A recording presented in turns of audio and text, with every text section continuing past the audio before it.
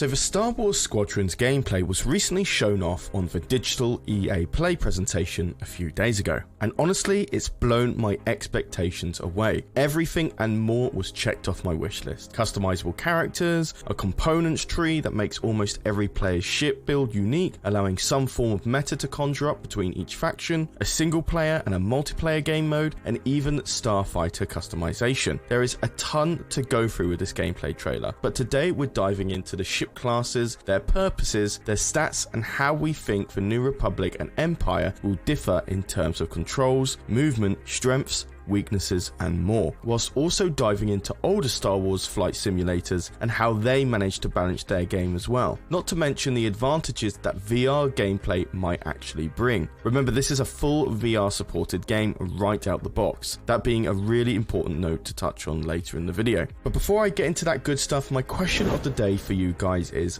what starfighter class are you going to play in Star Wars Squadrons? For me, it's definitely going to be the Interceptor class. I'm definitely the type of person who enjoys playing classes that excel on positioning of the enemy, duping other players, and winning based on outplay rather than pure damage. Much like the Spy from Team Fortress 2 or Shaco from League of Legends, if you're into those type of games. Either way, let me know your comments down below. I try to read all of them and get back to some of you. So anyway, one thing that we got from the trailer were these detailed infographics for all the playable classes in the game. Whilst the narrator went over the basics, I found it interesting that these graphics gave us almost everything we needed to know, from damage output, speed, and toughness or health, as well as the weapons they use. Fighters were the TIE Fighter and X-Wing, and we can see their respective graphs below them. Now understand guys, these are definitely more of an overgeneralization of what to expect from these ships, and we'll get into why later, but for now here's a quick comparison between the two ships. Here we can see the X-Wing has less firepower and speed, but with a little more toughness. As for speed, I can understand that. Without getting into the details of which T-series the X-Wing is, it is commonly known that TIE Fighters are a little faster. However, what's interesting is that the X-Wing actually has less firepower,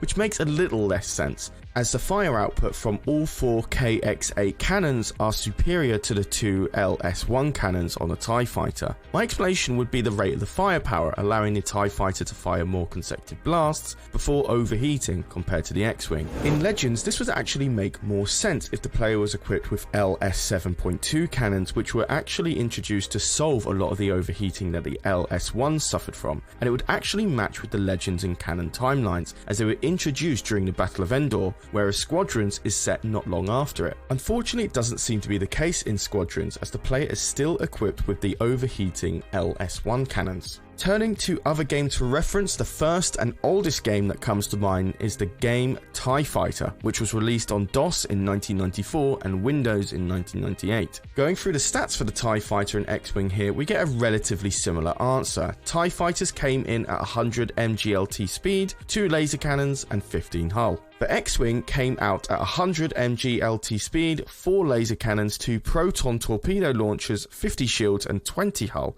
making it a much better stat ship. However, this is relatively outdated, as a lot of these stats revolved around documentation such as Star Wars Behind the Magic. Fast forwarding a few years ahead, we arrive at Rogue Squadron. This game does go over the basics for each fighter, but doesn't really show us any further details than we already know. And since Rogue Squadron seems to be more of an arcade style flight sim, it is likely that both variants of fighter classes were identical. Battlefront 2's Starfighter Assault, on the other hand, is where we get a lot more answers despite it being non-canonical. TIE Fighters actually have torpedo launchers much like the X-Wing, as well as the same laser damage output despite only having 2 cannons compared to the X-Wing's 4. And without the ability to utilize shields, they wake up with maneuverability, dexterity, and speed. But it does seem the ability to move just wasn't enough, thus the ability to have torpedo launchers for the TIE Fighter.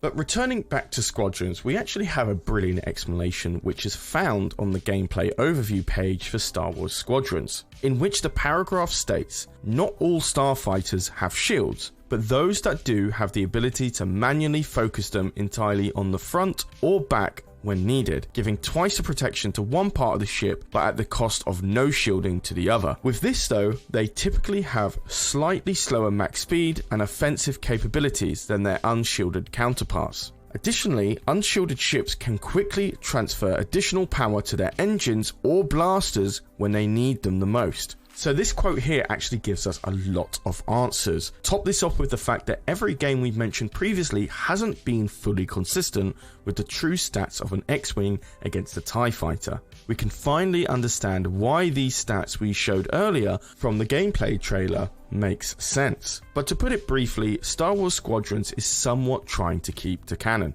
and in a way that allows X-Wings and TIE fighters to have different skill ceilings. X-Wing users must be able to master the effectiveness of their shielding and use a larger FOV from their cockpit to do so, which is where the advantages of VR can come in. TIE fighter users must master movement and positioning, understanding how they can perform movements like the epic rudder, which allows users to drift and dramatically change their angles and directions, and use their increased speed to maneuver around shields and possibly even interceptors.